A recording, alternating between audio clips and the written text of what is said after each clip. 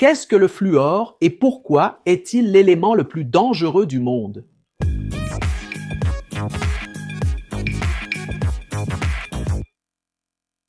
Salut, c'est Ingénierie détaillée. Vous êtes-vous déjà demandé quel est l'élément chimique le plus dangereux du monde? Existe-t-il un élément si réactif qu'il est presque impossible à contenir, capable de réagir avec presque tout ce qu'il touche, y compris avec vous? Et en plus, est-ce que ce même élément, sous une autre forme, pourrait se trouver dans votre dentifrice ou dans la casserole que vous utilisez pour cuisiner? Aujourd'hui, nous allons percer le mystère derrière le fluor. Un élément aussi fascinant qu'effrayant qui a la réputation d'être le plus dangereux du tableau périodique. Mais l'est-il vraiment?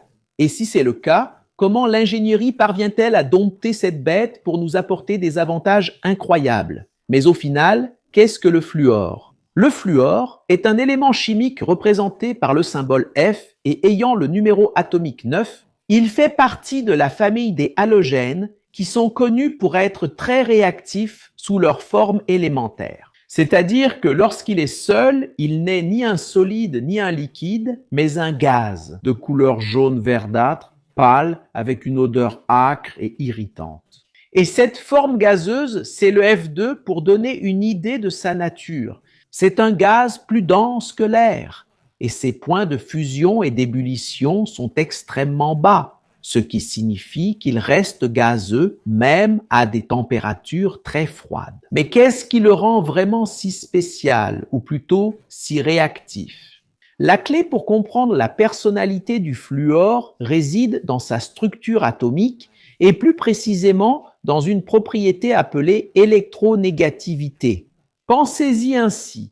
Tous les atomes ont une sorte de fin d'électrons pour compléter leur couche externe et devenir stables. Et parmi tous les éléments, le fluor est le plus affamé. Il a le plus grand pouvoir d'attraction pour les électrons, ce qui le rend extrêmement oxydant. Autrement dit, il vole les électrons de presque tous les autres éléments qu'il rencontre.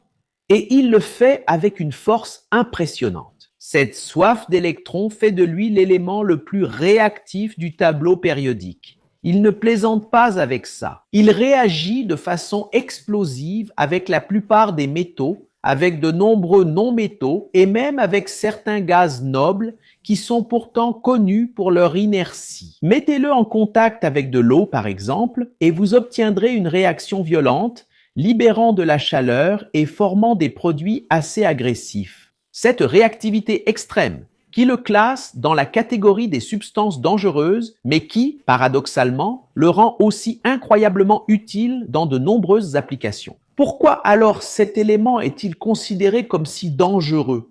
La dangerosité du fluor sous sa forme élémentaire, le gaz F2 va bien au-delà de sa réactivité.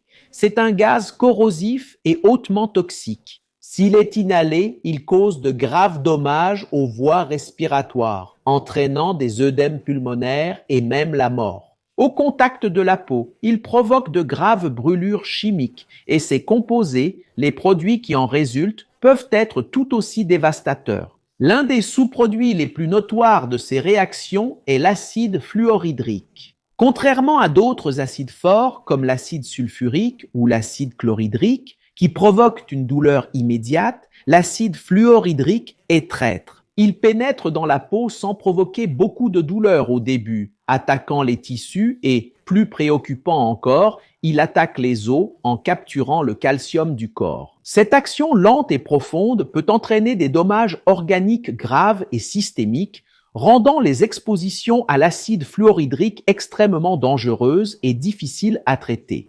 Sa capacité à corroder le verre, par exemple, souligne à quel point il est agressif. Imaginez un élément qui ne peut pas être conservé dans un récipient en verre ordinaire. Mais s'il est si dangereux, pourquoi le fluor est-il si important pour l'ingénierie et l'industrie? C'est là que réside le grand problème, c'est le paradoxe du fluor. Sa réactivité extrême, lorsqu'elle est contrôlée et dirigée, peut donner naissance à des composés aux propriétés étonnamment stables et utiles. Le secret réside dans la façon dont il se lie à d'autres atomes, en formant des liaisons chimiques très fortes. Le fluor se calme et crée des matériaux avec des caractéristiques qu'il serait impossible d'obtenir autrement. L'exemple le plus célèbre est peut-être le polytétrafluoroéthylène, plus connu sous le nom de PTFE ou téflon. Ce polymère composé de carbone et de fluor est un matériau qui défie la logique. Il est anti-adhésif, résistant à des températures élevées et pratiquement inerte à presque tous les produits chimiques. La magie opère parce que les liaisons entre le carbone et le fluor sont incroyablement fortes, protégeant la chaîne principale de carbone et rendant le matériau extrêmement stable et non réactif. Cela le rend indispensable dans les poêles anti-adhésives, les revêtements industriels, les implants médicaux et même les combinaisons spatiales. En plus du téflon, le fluor joue un rôle crucial dans la fabrication des semi-conducteurs. L'industrie des puces, par exemple, utilise des composés fluorés dans les procédés de gravure ou etching qui sculptent des circuits microscopiques sur les plaques de silicium. Sans la précision et la réactivité contrôlée des composés fluorés, la miniaturisation de nos ordinateurs et smartphones ne serait pas possible. Dans le secteur de l'énergie, le fluor est essentiel pour l'enrichissement de l'uranium. Pour que l'uranium puisse être utilisé comme combustible dans les réacteurs nucléaires, il doit être enrichi. Autrement dit, la proportion de l'isotope uranium-235 doit être augmentée. Cela se fait en convertissant l'uranium en hexafluorure d'uranium, ou UF6, qui est un gaz. En raison des différences de masse entre les isotopes, le UF6 peut être séparé dans des centrifugeuses, ce qui permet de concentrer l'uranium-235. Ainsi, le fluor est un élément clé dans la chaîne de production d'énergie, un sujet que nous avons déjà exploré ici dans une autre vidéo. Mais attendez, le fluor dans le dentifrice est-il le même fluor dont nous parlons ici? C'est une excellente question qui prête à beaucoup de confusion. Le fluor, qui cause tant de dégâts sous sa forme gazeuse élémentaire, n'est pas le même que celui que l'on trouve dans le dentifrice ou dans l'eau fluorée. Dans votre dentifrice, vous trouvez l'ion fluorure, qui est un atome de fluor avec un électron supplémentaire, ce qui le rend stable et lui donne des propriétés complètement différentes. À très faible concentration, comme celle utilisée dans l'eau potable et les dentifrices, le fluorure aide à renforcer l'émail des dents, les rendant plus résistantes aux caries. C'est un exemple classique de la façon dont la dose fait le poison et de la manière dont la forme chimique d'un élément change radicalement ses propriétés et ses effets, passant d'un gaz mortel à un allié pour la santé bucco-dentaire. Ainsi, le fluor est l'élément le plus dangereux du monde sous sa forme élémentaire, gazeuse. Il est certainement parmi les plus réactifs et agressifs. Il exige un respect extrême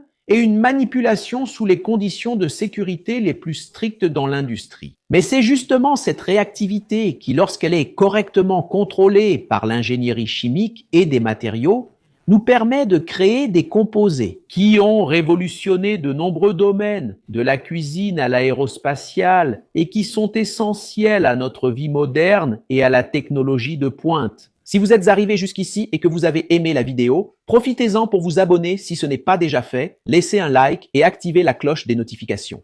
Et, si vous trouvez notre contenu intéressant, envisagez de devenir membre pour nous aider à continuer à produire du contenu ici sur la plateforme et être mentionné dans nos vidéos. Et vous, aviez-vous déjà réfléchi à la dualité d'un élément comme le fluor?